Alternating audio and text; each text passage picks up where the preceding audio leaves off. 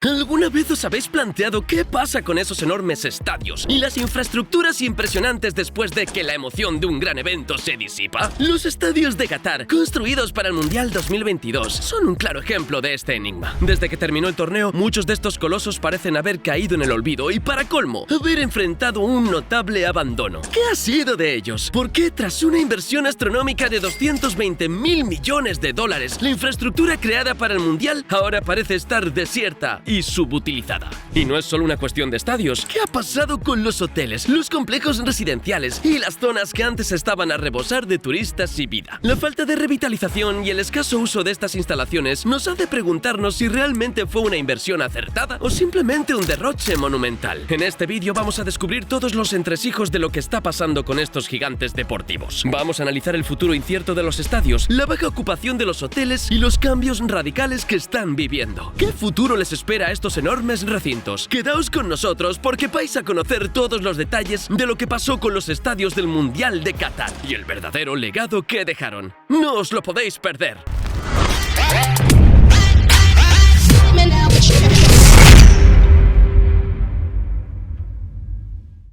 Saludos a todos los amantes del fútbol. Yo soy Ángel y estás viendo el canal favorito de José Bordalás.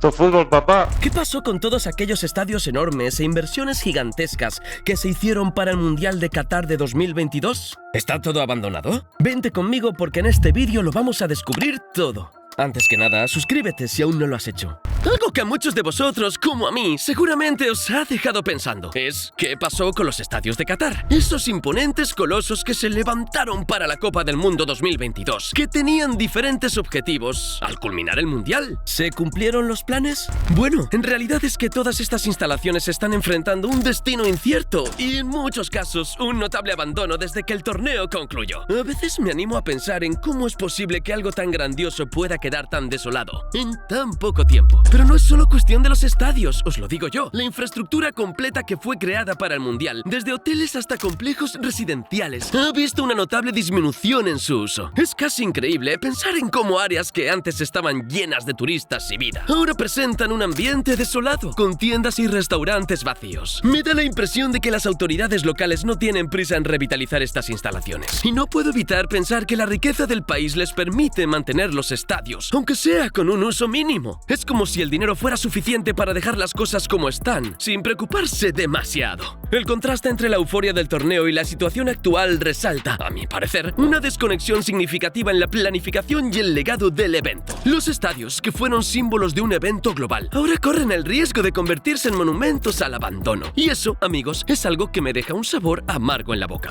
La organización del Mundial de Qatar 2022 dejó un legado complejo y contradictorio, marcado por logros deportivos impresionantes, sí, pero también por profundas controversias éticas y humanitarias. Y después de todo este tiempo, desde la culminación del torneo, es esencial, creo yo, profundizar en las múltiples capas que conforman este legado. Un legado que abarca desde lo deportivo hasta lo humanitario y que no podemos ignorar. Los estadios construidos para la ocasión, especialmente el estadio Lusail, que son una muestra clara de la capacidad de Qatar para organizar un evento de tal magnitud. Pero, si os soy sincero, la sustentabilidad de estos estadios a largo plazo es algo que me parece más que cuestionable, dado que la mayoría de ellos ahora se encuentran subutilizados, con bajos niveles de ocupación en eventos locales. Qatar invirtió alrededor de 220.000 millones de dólares en la construcción de infraestructuras para el Mundial. Una cifra que, honestamente, supera con creces lo que han invertido otros países anfitriones en ediciones anteriores del torneo. Esta inversión abarcó la construcción de estadios, aeropuertos, carreteras y hoteles, con el objetivo, o al menos así lo entiendo yo, de posicionar a Qatar como un destino turístico y un centro internacional de deportes. Aunque la FIFA reportó que el ciclo mundialista 2018-2022 fue el más lucrativo de su historia, generando 7.500 millones de dólares, el retorno de la inversión para Qatar es aún incierto. Y es aquí donde me pregunto, ¿fue realmente una inversión acertada o simplemente un gasto monumental que ahora deja tras de sí más preguntas que respuestas? Solo el tiempo lo dirá, pero es algo que no puedo dejar de pensar.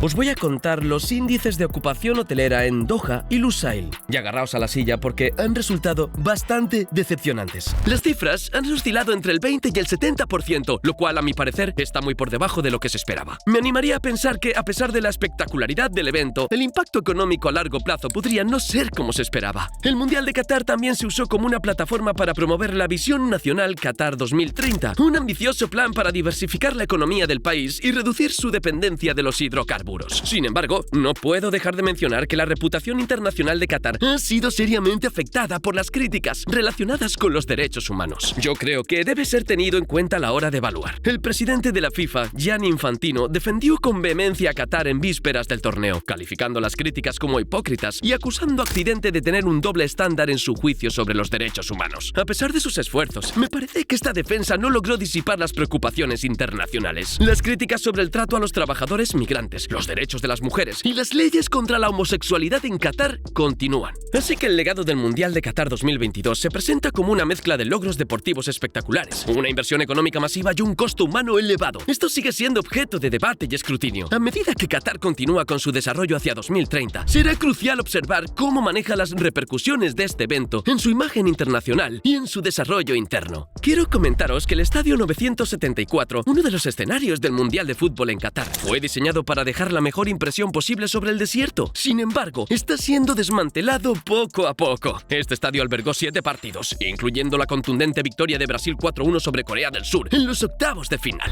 Qatar realmente no necesita tantos estadios grandes para su liga local, que solo cuenta con 12 equipos y atrae a unos pocos miles de espectadores. Por eso, tras el Mundial, se prometió que algunas gradas serían desmanteladas y donadas a países que necesitan infraestructura deportiva. Los planes originales para los estadios de Qatar tras la Copa del Mundo 2022 incluían la reducción de su capacidad, la reconversión de algunos espacios y, en el caso del Estadio 974, su desmantelamiento total. Os voy a contar cómo se están construyendo los aviones para los estadios que fueron el centro de atención durante el Mundial de Qatar. Parece ser que la transformación que están viviendo estos imponentes recintos deportivos es bastante significativa. Por cierto, si te está gustando el contenido, deja tu like y suscríbete si aún no lo has hecho. Necesito feedback. Para el estadio Lusail, inicialmente se proyectó que reducirá su capacidad de 88.000 a unos 40.000 asientos. Las butacas que se extrajeran estaban destinadas a ser utilizadas en otros estadios en Asia y África, donde se necesitaban más instalaciones deportivas. Sin embargo, me animo a pensar que la situación ha cambiado un poco. Hasta la fecha, no se ha llevado a cabo el desmantelamiento, y el estadio ha sido confirmado como sede de la inauguración de la Copa Asiática 2024. Esto me hace pensar que quizás los planos originales han cambiado debido a nuevas necesidades o estrategias. En cuanto al Estadio 974, diseñado con contenedores de transporte, la idea era que fuera completamente desmontado y trasladado a otro país, posiblemente Túnez o Uruguay. A pesar de su diseño reciclable, me sorprende que, hasta ahora, permanece intacto y sin trabajos de desmantelamiento iniciados. Yo creo que Qatar planea utilizarlo para futuros eventos deportivos, lo que podría estar cambiando los planes de desmantelamiento iniciales. Después del Mundial, muchos de los estadios continúan en uso limitado, principalmente para la Qatar Stars League. Sin embargo, la asistencia de público es baja. Esto, en mi opinión, refleja una falta de planificación clara y la escasa implementación de los proyectos de legado. Estos estadios, que fueron construidos con grandes expectativas, se están convirtiendo en elefantes blancos, y su futuro en la infraestructura deportiva de Qatar parece incierto. Sabemos que estos estadios, que albergan miles de aficionados, tendrían una segunda vida muy diferente a la que conocieron durante la Copa del Mundo. Algunos serán reutilizados, otros adaptados a nuevos propósitos e incluso uno será trasladado a otro continente. Los estadios Hamad Bin Ali, Al Janoub y Al Tumama también se transformarán. Estos recintos, que han sido hogar de grandes equipos de Qatar, reducirán su capacidad para adaptarse a las necesidades locales. Me parece que este ajuste es necesario para que puedan seguir siendo útiles para la comunidad. El estadio Al Bayt, uno de los más grandes, tendrá una transformación aún más drástica. Se eliminará su cubierta retráctil para construir en su lugar un lujoso hotel, un centro médico para deportistas y un gran centro comercial. Creo que este cambio marca una separación casi total del fútbol, ya que el enfoque se desplazará hacia atraer a visitantes a la ciudad de Doha. La única excepción a estos cambios es el estadio Khalifa International, el más antiguo de Qatar. Construido en los años 70, continuará en funcionamiento después del Mundial, aunque ha sido modernizado para seguir siendo un referente en el país. En mi opinión, esto refleja un esfuerzo por enriquecer una parte importante de la historia deportiva de Qatar, mientras se adaptan a nuevas realidades. Quiero comentaros que, en la actualidad, los planos relacionados con los estadios del Mundial de Qatar no se han completado ni siquiera al 50%. Esto, a mi juicio, podría estar relacionado con las numerosas polémicas que surgieron durante la construcción de estas impresionantes estructuras, especialmente lo que respecta a la explotación del personal humano. No os había dicho esto antes, pero el aspecto más controvertido del legado de Qatar 2022 es el costo humano asociado con la preparación del torneo. Miles de trabajadores migrantes participaron en la construcción de los estadios y la infraestructura necesaria, y muchos de ellos enfrentaron condiciones extremadamente precarias. Me animaría a pensar que esta situación situación refleja un gran desafío en la gestión de eventos de magnitud. Aunque no hay un consenso sobre el número exacto de muertos relacionados con la preparación del Mundial, las estimaciones varían ampliamente. Algunas fuentes apuntan a miles de fallecimientos, mientras que las cifras oficiales reconocen solo unas pocas docenas. Esto, en mi opinión, añade una capa de complejidad y controversia al legado del torneo. El sistema de kafala, que estuvo vigente en Qatar hasta 2017, fue un factor central en la explotación de los trabajadores migrantes. Este sistema ataba a sus trabajadores, impidiéndoles cambiar de empleo o salir del país sin consentimiento. Aunque se implementaron reformas antes del Mundial, creo que muchas de estas han sido criticadas por ser medidas insuficientes o mal aplicadas. Organizaciones como Human Rights Watch y Amnistía Internacional han señalado que las reformas laborales no se han implementado adecuadamente, dejando a muchos trabajadores en una situación de vulnerabilidad. La falta de un sistema eficaz para registrar y analizar las muertes laborales, junto con la clasificación inadecuada de muchas de estas como causas naturales o paros cardíacos, han dificultado que las familias de los fallecidos obtengan una compensación justa. En mi opinión, esto es un recordatorio de la necesidad de una mayor transparencia y justicia en el tratamiento de los trabajadores en grandes eventos internacionales. Por cierto, la adjudicación del Mundial 2034 a Arabia Saudita ha reavivado temores similares, dado el historial del país en cuanto a derechos humanos y su dependencia de una vasta población de trabajadores migrantes. Arabia Saudí, que sextuplica a Qatar en términos de población de trabajadores migrantes, podría enfrentar una repetición de los abusos documentados durante la preparación del Mundial de Qatar. Y ahora, atentos a esto.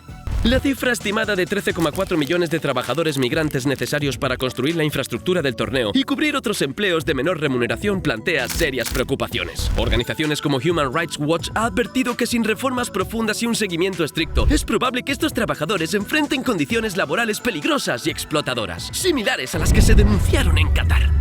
Como hemos visto, la impresionante infraestructura que una vez fue el centro de atención global ahora enfrenta un destino lleno de incertidumbres y cambios drásticos. La inversión colosal y la grandiosidad del evento contrastan con la realidad actual de estos colosos deportivos, que luchan por encontrar un propósito duradero en un entorno que ha cambiado drásticamente. Si bien algunos recintos están en proceso de transformación para adaptarse a nuevas necesidades, otros podrían quedar como monumentos al abandono. ¿Creéis que la inversión en infraestructura realmente ha valido la pena? ¿O simplemente ha sido un derroche monumental?